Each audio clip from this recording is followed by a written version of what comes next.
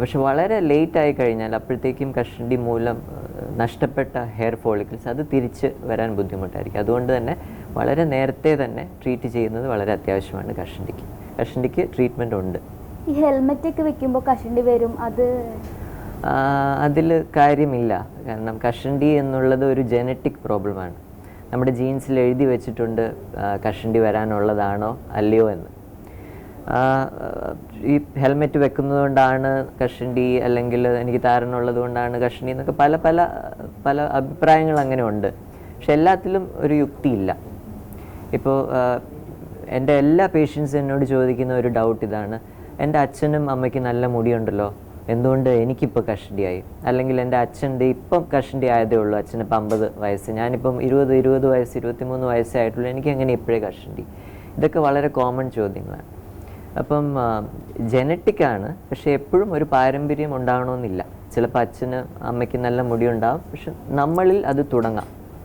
വേറെ കഷണ്ടിയുടെ ഇൻഹെറിറ്റൻസ് അത് പോളിജെനിക് ഇൻഹെറിറ്റൻസ് എന്ന് പറയും. പോളിജെനിക് ഇൻഹെറിറ്റൻസ് എന്ന് പറഞ്ഞാൽ കുറച്ച് ജീൻസ് അമ്മയുടെ സൈഡിൽ നിന്ന് വരും, കുറച്ച് ജീൻസ് അച്ഛൻ്റെ സൈഡിൽ നിന്ന്. പക്ഷെ ആ ജീൻസ് മാത്രം അമ്മയിൽ കഷണ്ടി ഉണ്ടാക്കത്തില്ല, ആ ജീൻസ് മാത്രം അച്ഛനിൽ കഷണ്ടി. രണ്ടും കൂടെ നമ്മളിൽ വരുമ്പോൾ നമുക്ക് കഷണ്ടി ഉണ്ടാകും.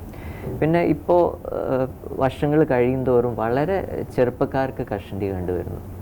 അപ്പോൾ എൻ്റെ ഏറ്റവും ചെറിയ പേഷ്യൻ്റ്, അതായത് പ്രായം കുറഞ്ഞ പേഷ്യൻ്റ് കഷണ്ടിയായിട്ട് വെറും 11 വയസ്സാണ്. എനിക്ക് തന്നെ ബിലീവ് ചെയ്യാൻ പറ്റിയില്ല. പക്ഷേ കഷണ്ടിക്ക് ചില ഫീച്ചേഴ്സ് ഉണ്ട്, വളരെ സ്പെസിഫിക് ആണ് കഷണ്ടിക്ക്. അപ്പോൾ ഈ പുള്ളിക്ക് വളരെ ക്ലിയർ കട്ട് കഷണ്ടിയാണ് ഉള്ളത്, പക്ഷേ വയസ്സ് 11 വയസ്സേ ഉള്ളൂ. അപ്പോൾ പല പല ഫാക്ടേഴ്സ് പറയപ്പെടുന്നു. ഇത് വേഗം കഷണ്ടി വരാനുള്ള ഫാക്ടേഴ്സ് അത് ചിലപ്പോൾ പൊല്യൂഷൻ ആകാം, ചിലപ്പം താരനാകാം, ചിലപ്പോൾ സ്ട്രെസ്സുകൾ, വളരെയധികം സ്ട്രെസ്സുകളുള്ള ലൈഫ് സ്റ്റൈലാണല്ലോ ഇപ്പം നമുക്കുള്ളത്. അതൊക്കെ കോൺട്രിബ്യൂട്ടറി ഫാക്ടേഴ്സാണ്. പക്ഷേ ഞാൻ കണ്ടിട്ടുള്ളതിൽ വെച്ച് ഏറ്റവും ചെറുപ്പക്കാർക്ക് കഷണ്ടി വരുന്നവർക്ക് എല്ലാവർക്കും തന്നെ വളരെ സിവിയർ താരനുണ്ടാവും. അപ്പം കഷണ്ടിയുടെ റേറ്റ് വളരെ ഫാസ്റ്റാക്കും. പക്ഷേ കഷണ്ടി ജനറ്റിക്കായിട്ട് ഉള്ളവർക്ക് മാത്രമേ താരൻ ഫാസ്റ്റ് ആക്കത്തുള്ളൂ. അല്ലെങ്കിൽ കഷണ്ടി പ്രവണത ഇല്ലാത്തവർക്ക് താരൻ കൊണ്ട് മുടി കൊഴിച്ചിൽ വരണമെന്നില്ല. ഈ ചൂട് കഷണ്ടിയായി ബന്ധപ്പെട്ടതാണ്. മരുഭൂമിയിലൊക്കെ പണിയെടുക്കുന്നവർക്ക് കഷണ്ടി വരുന്നത്. അപ്പോൾ കോൺട്രിബ്യൂട്ടറി ഫാക്ടേഴ്സ് ആയിട്ട് പറയുന്നത് ഒരു സൺലൈറ്റ് എക്സ്പോഷർ, അതും ജനറ്റിക് പ്രീഡിസ്പോസിഷൻ, അല്ലെങ്കിൽ കഷണ്ടി വരാൻ സാധ്യതയുള്ളവർക്ക് കൂടുതലായിട്ടുള്ള വെയിൽ അടിക്കുന്നത് വേഗം കഷണ്ടിയിലേക്ക് പോകുന്നു. അത് സൺലൈറ്റ് ഒരു കോൺട്രിബ്യൂട്ടറി ഫാക്ടർ. പക്ഷെ സൺലൈറ്റ് മാത്രമാണോ കഷണ്ടി ഉണ്ടാക്കുന്നതെന്ന് വെച്ചാൽ അല്ല.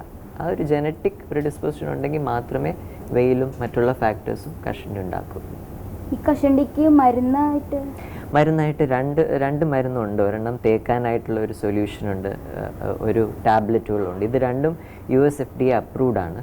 പക്ഷേ കഷണ്ടിയുടെ ഒരു കാര്യം അറിയേണ്ടതെന്ന് വെച്ചാൽ അത് ജനറ്റിക്കാണ്. നമുക്ക് ജീൻസിനെ മാറ്റാൻ ഇതുവരെ സാധിച്ചിട്ടില്ല. എത്ര ടെക്നോളജി വൈദ്യശാസ്ത്രം അഡ്വാൻസ് ആയാലും നമുക്ക് ഓൾറെഡി എഴുതി വെച്ചിരിക്കുന്ന ജീൻസ് മാറ്റാൻ പറ്റത്തില്ല.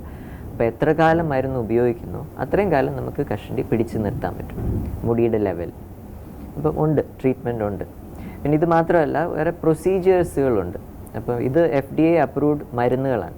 പ്രൊസീജിയേഴ്സായിട്ട് പല പല പ്രൊസീജിയേഴ്സ് ഓരോ വർഷങ്ങൾ കഴിയുന്തോറും പുതിയത് കണ്ടുപിടിച്ചുകൊണ്ട് വരുന്നു. മൈക്രോ നീഡ്ലിംഗ്, ലേസർ കൂം, അതായത് മുടി വളരാൻ വേണ്ടിയിട്ടുള്ള laser light therapy, low level laser light therapy, അങ്ങനെ പ്ലേറ്റ്ലെറ്റ് റിച്ച് പ്ലാസ്മ PRP അല്ലെങ്കിൽ വാമ്പയർ ട്രീറ്റ്മെൻറ്റ്, നമ്മുടെ തന്നെ രക്തം ഡ്രോ ചെയ്തിട്ട് അത് പ്രോസസ്സ് ചെയ്തിട്ട് അതിലെ പ്ലേറ്റ്ലെറ്റ് ഘടകങ്ങൾ മാത്രം എടുത്ത് തിരിച്ച് തലയിലേക്ക് ഇഞ്ചെക്ട് ചെയ്യുക. അങ്ങനത്തെ അഡ്വാൻസ്ഡ് കോസ്മെറ്റിക് പ്രൊസീജിയേഴ്സ് ഇപ്പോൾ പതുക്കെ വന്നുകൊണ്ടിരിക്കുന്നു. പക്ഷേ എല്ലാം ഒരു അഡ്ജുവൻ്റ് അല്ലെങ്കിൽ ആഡ് ഓൺ ആണ്. പഴയ നമ്മുടെ ട്രീറ്റ്മെൻറ്റിൻ്റെ കൂടെ ഒരു അഡീഷണൽ ബെനിഫിറ്റ് ഇത് കൊടുക്കത്തുള്ളൂ. അതല്ലാതെ കംപ്ലീറ്റ് ആയിട്ട് ക്യൂർ വിത്ത് പ്രൊസീജിയർ ഇതുവരെ ആകത്തില്ല. അപ്പോൾ ആ FDA അപ്രൂവ്ഡ് മരുന്നുകളോടൊപ്പം പ്രൊസീജിയറുകളൂടെ ചെയ്യുമ്പോൾ നമുക്ക് കൂടുതൽ ആഡഡ് ബെനിഫിറ്റ് കിട്ടും. സാറിന് മുഖക്കുരു അത് ഉണ്ടാവാനുള്ള പ്രധാന കാരണം? ഓക്കെ, അതെ, വളരെയധികം യുവാക്കൾ സഫർ ചെയ്യുന്ന ഒരു അസുഖമാണ് മുഖക്കുരു. മുഖക്കുരു ഒരു സെബേഷ്യസ് ഗ്രന്ഥി, അതായത് എണ്ണ ഗ്രന്ഥിയുടെ ഒരു അബ്നോമാലിറ്റിയാണ്, മുഖത്തെ എണ്ണ ഗ്രന്ഥികളുടെ അബ്നോമാലിറ്റി. ഇത് യൂഷ്വലി കൗമാരപ്രായക്കാർക്ക് കാണുന്നു.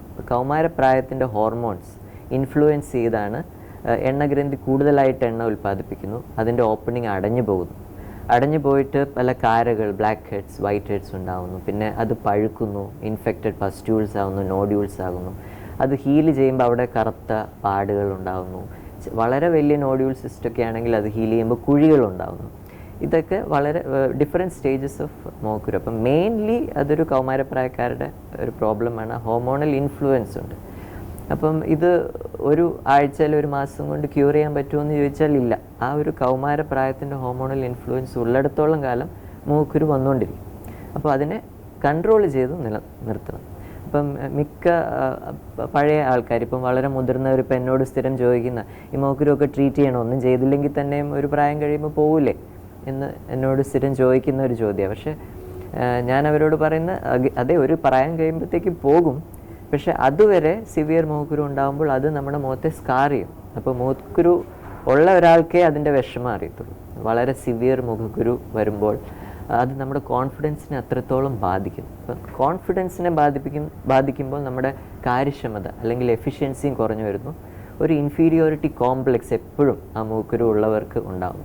അപ്പോൾ അതുമൂലം ഈവൻ മൂക്കുരു മാറിക്കഴിഞ്ഞാൽ ആ ഒരു കോംപ്ലക്സ്, ആ ഒരു ഇൻഫീരിയോറിറ്റി കോംപ്ലക്സ് ചിലപ്പോൾ നിലനിൽക്കും. അതുകൊണ്ട് തന്നെ മൂക്കുരു ട്രീറ്റ് ചെയ്യുന്നത് വളരെ അത്യാവശ്യമാണ്.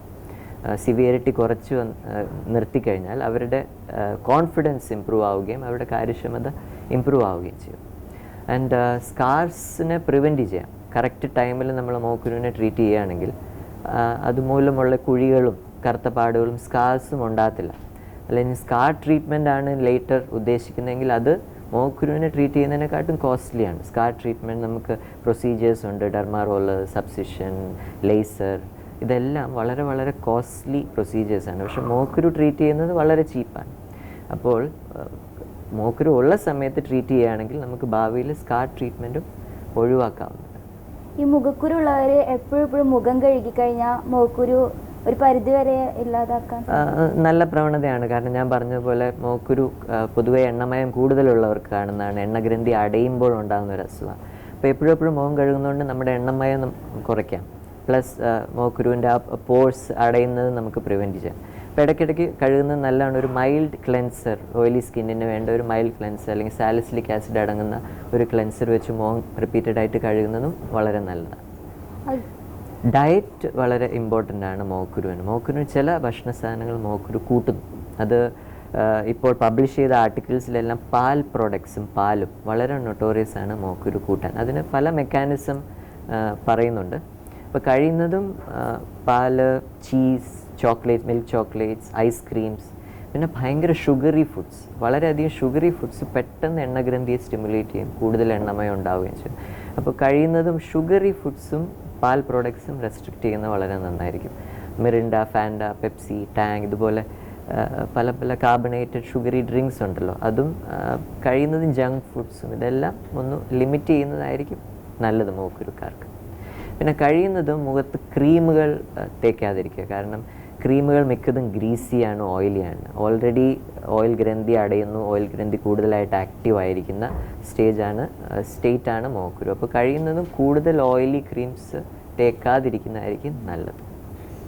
ഈ മുഖത്ത് കുരുള്ളവർ ഏത് തരം ഫേസ് വാഷ്, സോപ്പൊക്കെ യൂസ് ചെയ്യുന്നത്? ഞാൻ സോപ്പ് റെക്കമെൻഡ് ചെയ്യാറില്ല. യൂഷ്വലി ഫേസ് വാഷാണ് റെക്കമെൻഡ് ചെയ്യുന്നത്. കാരണം സോപ്പ് കുറച്ച് ആൽക്കലൈനാണ്, സ്കിന്നിനെ ഇച്ചിരി കൂടി ഇറിറ്റേറ്റ് ചെയ്യുന്നു. Face wash usually skin P H അല്ലെങ്കിൽ അസിഡിക് പി എച്ചിലാണ് മെയിൻറ്റെയിൻ ചെയ്യുന്നത്. അപ്പോൾ മൂക്കുരുക്കാർക്ക് സാലിസിലിക് ആസിഡ് അടങ്ങുന്ന ഫേസ് വാഷസ് വളരെ നല്ലതാണ്. സാലിസിലിക് ആസിഡും സിങ്കും അടങ്ങുന്നത്. സാലിസിലിക് ആസിഡിന് ഒരു കെരറ്റോലൈറ്റിക് പ്രോപ്പർട്ടി ഉണ്ട്. അതായത് ഈ സെബേഷ്യസ് ഗ്രന്ഥി അടഞ്ഞു പോകുന്നതിനെ ഒന്ന് ഓപ്പൺ ഔട്ട് ആക്കാനും എണ്ണമയം കുറയ്ക്കാനും നല്ലതാണ് സാലിസിലിക് ആസിഡ്. ഞാൻ യൂഷ്വലി മൂക്കുരുക്കാർക്ക് ഒരു സാലിസിലിക് ആസിഡ് അടങ്ങുന്ന ഫേസ് വാഷാണ് റെക്കമെൻഡ് ചെയ്യാറ്. സാർ, തലയിൽ മുടി റൗണ്ട് ആയിട്ട് ഇങ്ങനെ പോകുന്നത് അത് എന്തുകൊണ്ടാണ്?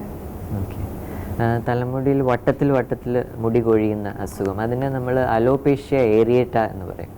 അലോപേഷ്യ ഏരിയേറ്റ എന്ന് പറയുന്ന ഒരു ഓട്ടോ ഇമ്മ്യൂൺ അസുഖമാണ്. അതായത് നമ്മുടെ തന്നെ ശരീരം നമുക്കെതിരെ തിരിയുന്നു. അങ്ങനത്തെ അസുഖങ്ങളെയാണ് ഓട്ടോ ഇമ്മ്യൂൺ അസുഖം എന്ന് പറയുന്നത്.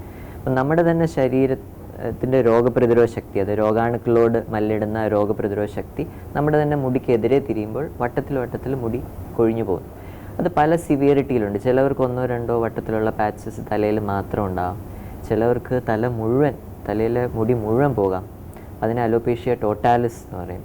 ചിലവർക്ക് തലയിലെ മാത്രമല്ല ശരീരത്തിലെ എല്ലാ മുടിയും നഷ്ടപ്പെടാം ഈ അസുഖത്തിൻ്റെ ഭാഗമായിട്ട്. അതിനെ അലോപേഷ്യ യൂണിവേഴ്സാലിസ് എന്ന് പറയും. അപ്പോൾ ഇതിൻ്റെ ട്രീറ്റ്മെൻറ്റ് ഇച്ചിരി കൂടെ ട്രിക്കിയാണ്. കാരണം നമ്മുടെ തന്നെ ശരീരമാണ് നമ്മുടെ എതിരെ തിരിയുന്നത്. അപ്പം ട്രീറ്റ്മെൻറ്റ് സാധാരണ മുടി കൊഴിച്ചിൽ പോലെയല്ല.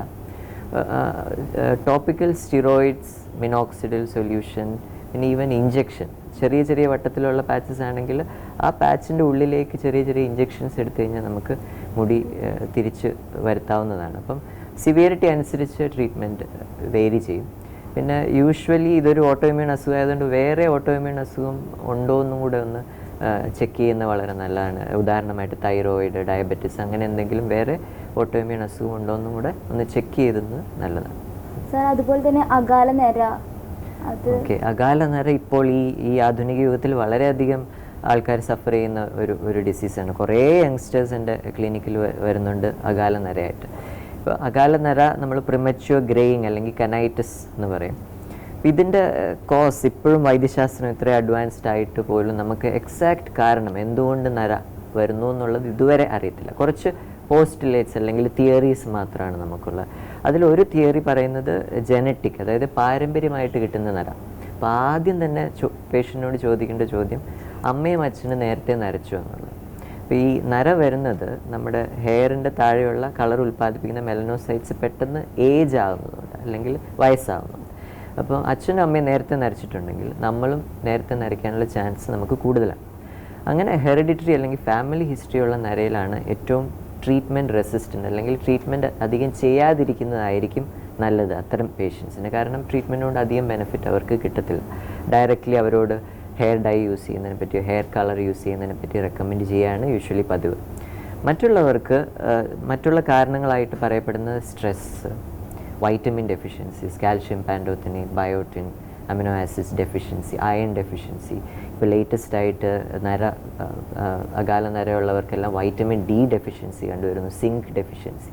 സോ അങ്ങനത്തെ ഡെഫിഷ്യൻസീസ് ഉണ്ടോ എന്ന് എക്സാമിൻ ചെയ്യുകയും സപ്ലിമെൻറ്റ് ചെയ്യുകയാണ് മെയിൻ ട്രീറ്റ്മെൻറ്റ്. അപ്പോൾ യൂഷ്വലി അകാല നരയ്ക്ക് നമ്മളൊരു ഹെയറിന് വേണ്ടിയിട്ടുള്ള സപ്ലിമെൻറ്റ്സ് ഒരു 3 തൊട്ട് 6 മാസം വരെ കൊടുക്കുകയും പിന്നെ ലേറ്റസ്റ്റ് ആയിട്ട് ഇപ്പോൾ വേറെ ഒരു പ്രോഡക്റ്റും കൂടെ വന്നിട്ടുണ്ട്, അതും ഒരു മെലിറ്റെയിൻ എന്ന് പറഞ്ഞ ഒരു പ്രോഡക്റ്റ്, അതും തലയിൽ തേക്കാൻ കൊടുക്കാറുണ്ട്. യൂഷ്വലി നല്ല റിസൾട്ട്സ് കിട്ടാറുണ്ട്. ഓക്കെ, ഈ ഡൈ കളറൊക്കെ ഉപയോഗിക്കുമ്പോൾ ഹെയർ പൊഴിയാനായിട്ട് ഓക്കെ, ഇപ്പം എന്നോട് ചോദിക്കുകയാണെങ്കിൽ ഞാനൊരു കോസ്മെറ്റിക് ഡെർമറ്റോളജിസ്റ്റാണ്. അപ്പം മുടിയിൽ ഹെയർ ഡൈ യൂസ് ചെയ്യാവോ എന്ന് എന്നോട് പേഷ്യൻസ് ചോദിക്കുകയാണെങ്കിൽ നമുക്ക് നല്ല മുടി ഉണ്ടെങ്കിൽ തന്നെയും അത് വെളുത്തിരുന്നാൽ അല്ലെങ്കിൽ നരച്ചിരുന്നാൽ അതിനൊരു ഭംഗിയില്ല. അപ്പോൾ മുടി എന്ന് പറഞ്ഞാൽ ഒരു എസ്തെറ്റിക് ഇതിന് വേണ്ടിയിട്ടാണ് അല്ലെങ്കിൽ ഒരു കോസ്മെറ്റിക് അപ്പീലിന് വേണ്ടിയിട്ടാണ് മുടി. അപ്പോൾ അത് നല്ല തിക്കാണെങ്കിലും നരച്ചിട്ടുണ്ടെങ്കിൽ അതിന് ഭംഗിയില്ല. അതുകൊണ്ട് ഞാൻ പേഷ്യൻസിനോട് ഹെയർ ഡൈ യൂസ് ചെയ്യേണ്ട എന്ന് പറയാറില്ല. ഹെയർ ഡൈ യൂസ് ചെയ്തോളൂ എന്ന് തന്നെയാണ് പറയുന്നത്. പക്ഷേ യൂഷ്വലി എല്ലാ പേഷ്യൻസിനും ഹെയർ ഡൈയോട് അലർജി ഉണ്ടാകണമെന്നില്ല. മിക്ക ഹെയർ കളറിലും PPD എന്നൊരു പദാർത്ഥമുണ്ട്, അതാണ് ഹെയറിന് ബ്ലാക്ക് കളർ തരുന്നത്. അപ്പോൾ പണ്ട് കാലത്ത് കുറേ അമോണിയ അടങ്ങുന്ന ഹെയർ കളർ യൂസ് ചെയ്തിരുന്നു. അപ്പോൾ അമോണിയയോട് ഇറിറ്റേഷൻ പൊട്ടൻഷ്യലൊക്കെ കൂടുതലായതുകൊണ്ട് ഇപ്പം മിക്ക ബ്രാൻഡ്സിലും അമോണിയ ഇല്ല. പക്ഷേ PPD ആണ് കളർ കൊടുക്കുന്ന പദാർത്ഥം. വളരെ ചുരുക്കം പേർക്ക് കുറേ വർഷങ്ങൾ ഉപയോഗിച്ച് കഴിഞ്ഞിട്ടും PPDയോട് ഒരു അലർജി ഉണ്ടാകുന്നു. അങ്ങനെ അലർജി ഉണ്ടാകുന്നവർക്ക് ഞാൻ ഒരിക്കലും PPD അടങ്ങുന്ന ഹെയർ ഡൈ റെക്കമെൻഡ് ചെയ്യാറില്ല. അതിപ്പോൾ അവർ ബ്രാൻഡ് മാറ്റിയാലും അല്ലെങ്കിൽ വില കൂടിയ ഒരു ഹെയർ ഡൈയിലേക്ക് മാറിയാലും അല്ലെങ്കിൽ വില കുറഞ്ഞ വേറെ ഒരു ബ്രാൻഡിലേക്ക് മാറിയാലും കളർ കൊടുക്കുന്നത്